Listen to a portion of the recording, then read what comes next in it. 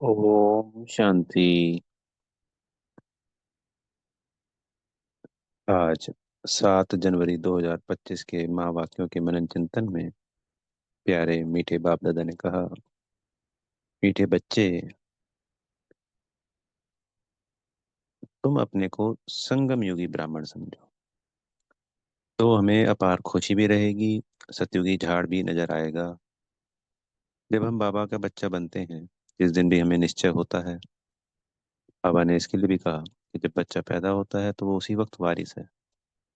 पर जैसे उसको सर्व प्राप्तियां जो होनी है, वो 21 साल के बाद जब वो मेच्योर होगा, बड़ा होगा, तभी तो वो वारिस में उस चीज का प्रयोग कर पाएगा, उसका यूज कर पाएगा।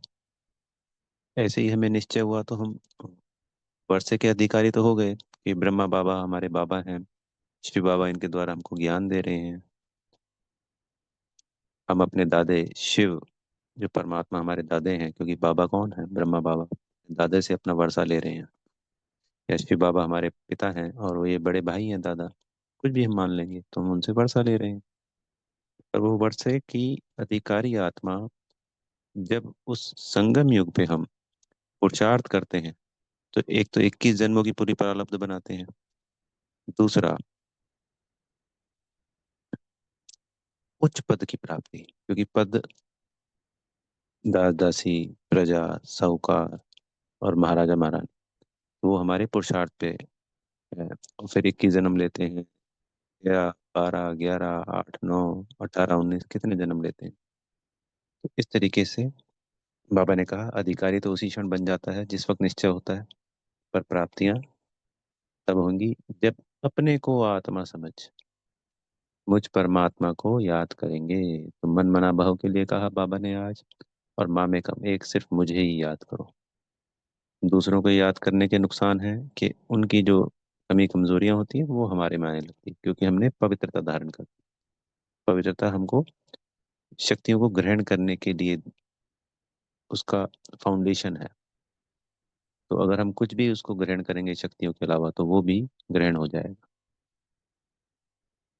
तो इस संगम युग पे जैसे ही हम बाबा के बच्चे बने, तो हमारे माता पिता कौन हो गए, बाप दादा। हमारा टीचर कौन हो गया, शिव बाबा। सदगुरु कौन हो गया, शिव बाबा। ये याद रखना पड़ता है। ये तो हमारी नेचर हो जानी चाहिए। कोई पूछे आप कौन है, तो फट से बोले हम ब्राह्मण है, ब्रह्मा कुमार, ब्रह्मा कुमारी। हमें हमेशा याद रखना है कि हम पुरुषोत्तम संगम युग पर हैं।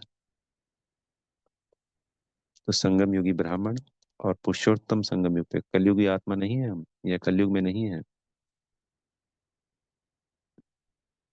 हम। शूद्र नहीं है हम, ब्राह्मण हैं। हमारे माता पिता बाप दादा हैं। ये याद रहेगा तो हमें सतयुग भी याद आएगा। उमंग उत्साह में रहेंगे, खुशी में रहेंगे। बाबा ने कहा कि मुरझाए हुए नहीं, मुर्दे की तरह नहीं, क्योंकि काम चिता पर चढ़ के 63 जन्मों में अब हम मुर्दे समान हो गए, आत्मा मुर्दे समान हो गई। तो जब हम ज्ञान का मनन चिंतन रमण करेंगे, तो हमेशा उमंग उत्साह में रहेंगे। ये अच्छे अच्छे ज्ञान रत्न है। तो रत्नों में जब आज असली के हमारे पास मान लो हीरे जवाहरात हो, तो कैसी खुशी रहती है। जो पैसा कमाई कर रहा होता है, सोना चांदी हीरे जवाहरात या पैसे ही होते हैं, करेंसी होती है, तो कितनी खुशी उमंग उत्साह रहती है। तो ये ज्ञान रत्न, इसकी कीमत जिस दिन भी हमें समझ में आ जाती है, तो हम फिर पूरे दिन उमंग उत्साह में, खुशी में, आनंद में झूमते हैं। तो इनको याद करना होता है। बाबा जो हमें अलग अलग अनेकों पॉइंट रोज मुरली के द्वारा बताते हैं, उन पॉइंटों को रिमाइंड करना होता है। वही हमारे प्राप्तियों का आधार है। फिर प्रश्न उत्तर में क्या बताया बाबा ने, कि ज्ञान के शौकीन बच्चों की निशानी क्या होगी। तो एक तो होते हैं कि दो बी के आपस में बात कर रहे हैं, पॉलिटिक्स की कर रहे हैं, या उस वक्त कोई भी घटना घट गई है उसके बारे में जो संसार में बातें हो रही हैं उस तरीके से कर रहे हैं। और एक होते हैं जो सिर्फ ज्ञान की चर्चा करते हैं। बाबा के बारे में ही सुनना, बाबा के बारे में ही बोलना अच्छा लगता है।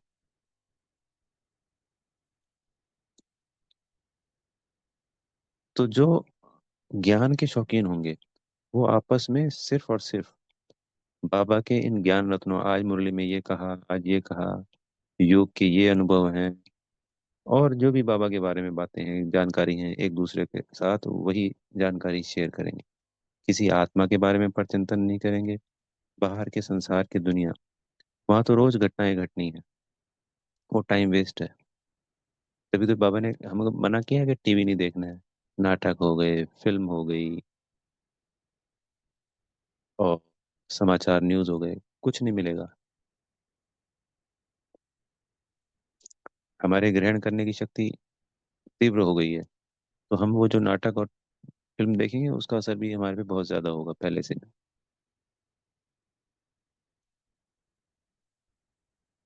और वो कीमती समय वो भी हम वेस्ट कर रहे हैं। तो आपस में हमेशा बाबा की ही बात करनी है, इन ज्ञान रत्नों का मनन चिंतन करना।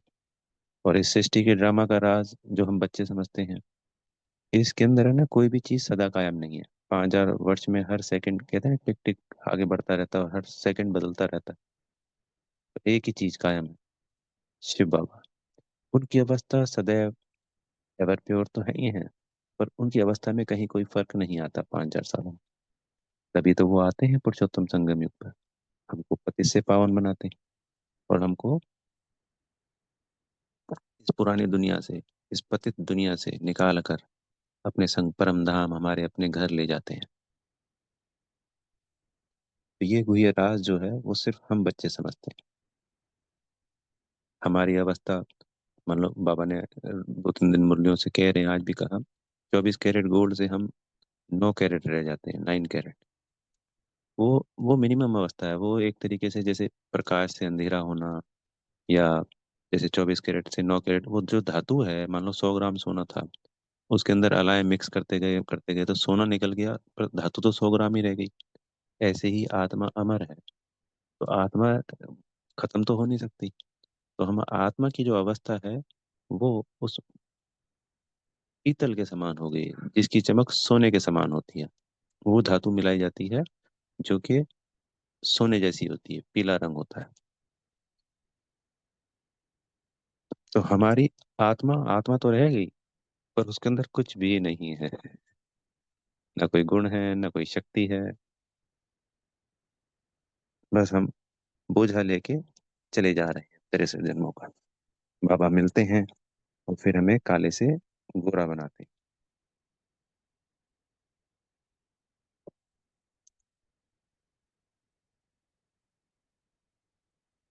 फिर आज बाप दादा ने हमें कहा कि ये जो पढ़ाई है, ये संगम युग की पढ़ाई समय लेती है। दूसरी पढ़ाइयाँ फिक्स हैं, लगभग लगभग 4-5 साल का बच्चा स्कूल में जाता है और 25 साल तक लगभग सभी पढ़ाइयाँ पूरी हो जाती हैं। 20 साल लगते हैं टोटल, 20 से 25 साल मान लीजिए। और पर ये पढ़ाई तो 100 वर्ष की है। हमारी जो युद्ध चलती है, बाबा ने कहा, वो सबसे लंबी युद्ध चलती है, 100 वर्ष की।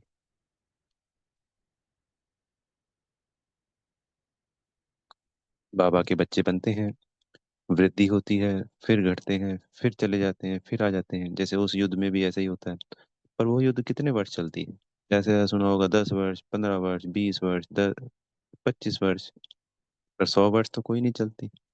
और छोटे छोटे युद्ध तो होते हैं, 2, 4, 6 महीने वाले तो अनेकों अनेकों युद्ध होते हैं। पर ये जो गुप्त युद्ध है माया के साथ, ये बाबा के बच्चों की बुरत चलेगी ही चलेगी।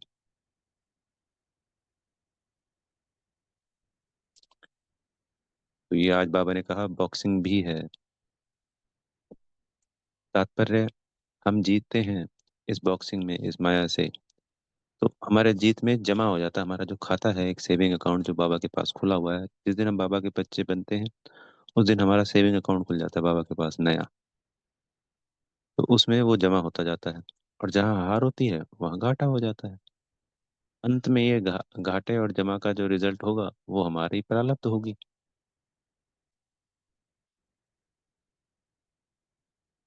तो इतना लंबा युद्ध, ये पॉइंट है। पॉइंट को हम और मनन चिंतन करेंगे और गहराई में जा सकते हैं। इसके लिए जैसे बाबा ने कहा, छत पे चले जाओ आज, जैसे कल परसों कहा था, भाई छुट्टी ले लो काम धंधे से। छुट्टी लेके 2 दिन कहो कि भाई जी ये योग में रहना है, बगीचे में चले जाओ, कहीं पे भी चले जाओ एकांत में। 21 जन्मों की प्राप्ति हो रही है। और भी तो घर के कामों के लिए छुट्टी लेते हैं ना, छोटे छोटे कामों के लिए। तो हम इसके लिए क्यों नहीं लेते? 18 जनवरी छुट्टी होनी चाहिए, चाहे ऑफिस है, चाहे दुकान है, चाहे कुछ भी है, फैक्ट्री है। शिवरात्रि को छुट्टी रखनी ही रखनी चाहिए। उसके आगे पीछे भी पूरे साल में हमें छुट्टियां रखनी ही रखनी चाहिए। महीने की एक छुट्टी करते हैं तो साल की 12 छुट्टियां हैं, कोई बात नहीं। जब हमें पता है सब कुछ विनाशी है, तो क्या हम 29 दिन उतना नहीं धन कमा पाए कि हम चल सकें? तो इससे ज्यादा हो सकती है तो उससे ज्यादा करनी चाहिए। मधुबन जाने के लिए मान लो सेवा में जाते हैं, 10 से 15 दिन हर साल फिक्स करना चाहिए कि जाना ही जाना है। क्योंकि यहाँ तो सब मिट्टी में मिल जाना है। ये प्राप्तियां ही तो 21 जन्मों तक जाएगी। सत जब हम कलयुग में शुद्र होते हैं तब भी तो धन खर्च करते हैं, यात्राओं पे जाते हैं। तो 7 दिन की यात्रा है जी, वैष्णो देवी जा रहे हैं, गंगा सागर जा रहे हैं, 4 धाम की यात्रा जा रहे हैं, तो 10 दिन 15 दिन की छुट्टी होती है नहीं होती? 5 7 दिन की होती है, तो वो छुट्टी अब करनी चाहिए। उस वक्त तो कोई प्राप्ति नहीं थी, अब तो सर्व प्राप्तियां हैं। बाबा ने कहा मनन चिंतन करना है, छत पे चले जाओ, बगीचे में चले जाओ। क्योंकि मधुबन में भी होता था, बच्चे जाते थे पहाड़ी के ऊपर और पॉइंटों का मनन चिंतन करते थे। तो आज उनका उदाहरण दादियों के रूप में हमारे पास है ना जी। क्योंकि बाबा आ गया है, अब हम नर्कवासी से स्वर्गवासी बन रहे हैं। आज एक छोटा सा बड़ा गहरा पॉइंट था कि जो संगम योगी वासी बनेगा वही स्वर्गवासी बनेगा। तो जो आत्माएं बाबा को पहचान कर ये पढ़ाई पढ़ने के लिए संगम युग पे आएंगी, वही तो फिर सतयुग और त्रेता में जाएंगी। जो द्वापर और कलयुग की आत्माएं हैं, वो संगम युग में आएंगी ही नहीं, प्रवेश ही नहीं करेंगी, तो वो सतयुग में भी नहीं आ पाएंगी। तो ये समझ लीजिए एक रास्ता जा रहा है नर्क का, कलयुग का। उस रास्ते में बीच में ये रास्ता हमको मिलता है बच्चों को जोड़ने के लिए। तो जो इस रास्ते पे चलता जाता है, तो इस रास्ते पे चलने वाला ये नया रास्ता होता है बिल्कुल। कईयों को डर होता है तो वो तो सीधा अपने जिस रास्ते पे चल रहे हैं उसी पे चलते हैं, उस रास्ते से वो अंत में मुक्ति द्वारा परमधाम पहुंच जाएंगे बस।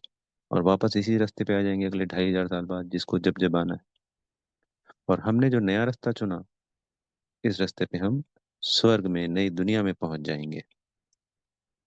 कई जगह हमको डर लगता है तो कई बच्चे वापस चले जाते हैं ना छोड़कर। तो इसको विजुलाइज कर सकते हैं। तो जो संगम योगी ब्राह्मण बनेगा वही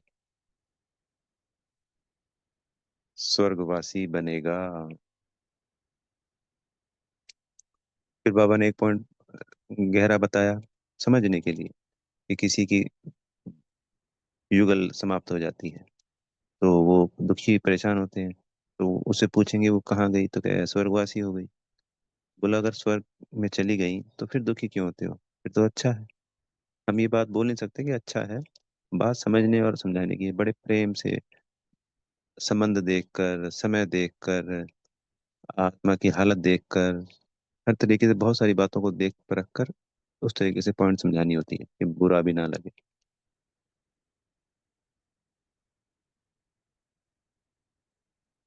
फिर बाबा ने आज अत्यंत सुख पूछना है तो अपने गोपियों से पूछो, इसका वर्णन किया।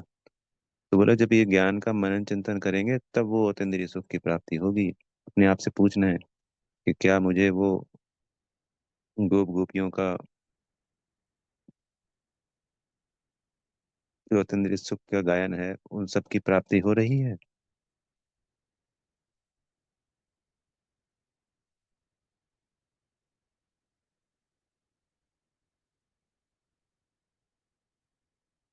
फिर बाबा ने आज हमें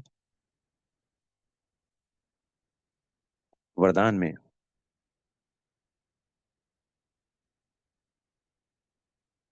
स्वयं के प्रति इच्छा मात्र में अविद्या बन, बाप समान, अखंड दानी, परोपकारी भव। तो ब्रह्मा बाबा का उदाहरण दिया कि ब्रह्मा बाप ने स्वयं का समय भी सेवा में दिया, स्वयं निर्माण बन बच्चों को मान दिया, क्योंकि हमेशा बच्चों को आगे रखा बाबा ने, ब्रह्मा बाबा ने दीदी दादियों को। तो समय सेवा में लगाया, अपना मान शान अपने आप को आगे नहीं रखा, दूसरों को दिया। तो जो उन्होंने सेवाएं करी उसका भी नाम अपने नाम नहीं, दूसरों के, ठीक है। तो ये बड़ा त्याग किया, तो नाम का त्याग किया, मान का त्याग किया और शान का त्याग किया, तो सर्वोच्च गए, परोपकारी बने। इस धरती पर मनुष्य आत्माओं में सर्वोच्च, लेकिन निराकार में तो शिव बाबा ही हैं, सदा वही हैं। पर सबसे आगे कौन गए? ब्रह्मा बाबा गए। तो ऐसे ही हमको स्वयं को सदा सेवाधारी रखना है। अपने लिए कोई भी इच्छा नहीं रखनी है।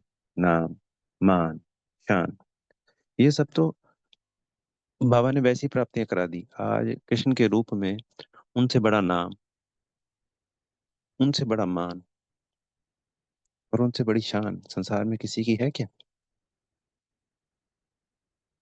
तो हम देवी देवताओं को जो पूजन होता है, उससे बड़ा नाम मान शान किसी का हो ही नहीं सकता।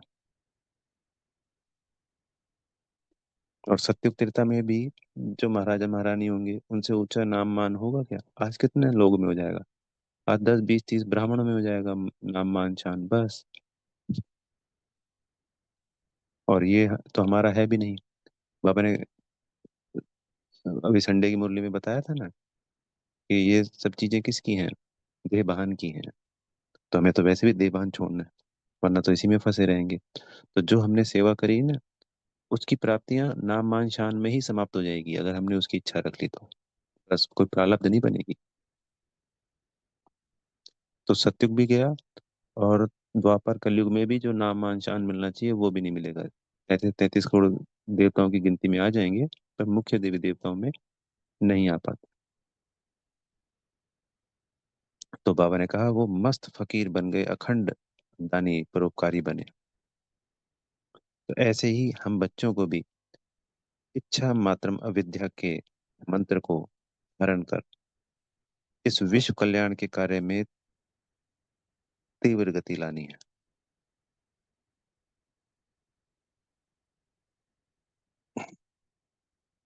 इसको तेजी से आगे बढ़ाना है। बाबा ने हमें जो निमित्त बनाया है,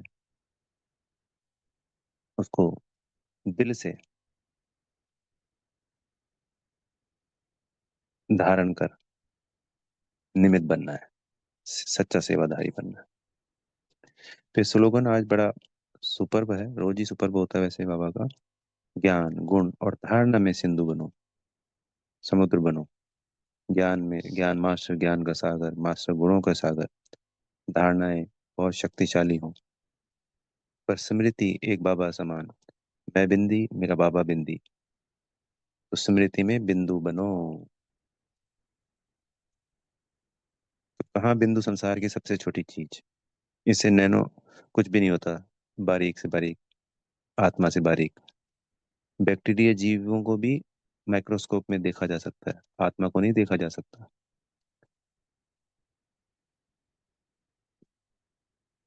और ज्ञान गुण, उनमें सागर, सबसे बड़ा सागर ही होता है संसार में, धरती के ऊपर। तो कहाँ बिंदी बनना है, और ज्ञान गुणों और धारणाओं में सागर बनना है। और फिर आज जो बाबा ने शक्तिशाली मनसा की जो हमारी पॉइंट चल रही है, उसमें ना अपने श्रेष्ठ शक्तिशाली संकल्प द्वारा सकाश दो। कमजोरों को हमें बल देना है। अपने पुरुषार्थ का समय दूसरों को सहयोग देने में लगाओ। तो दूसरों को देना ही जमा करना है। तो देने में जो दूसरों को हम देंगे, वही हमारे लिए लेने में समाया हुआ है। अच्छा, ओम शांति। बेहद का धन्यवाद मेरे प्यारे मीठे माता पिता बाप दादा जी का, आप सभी आत्मा भाइयों का बेहद की दिल से शुभकामनाएं। इच्छा मात्र में विद्या बन बाबा से सर्व प्राप्तियां कर रहे हैं, निस्वार्थ भाव से इस विश्व कल्याण के कार्य में अपना श्रेष्ठ से श्रेष्ठ सेवा दे रहे हैं। ओम शांति।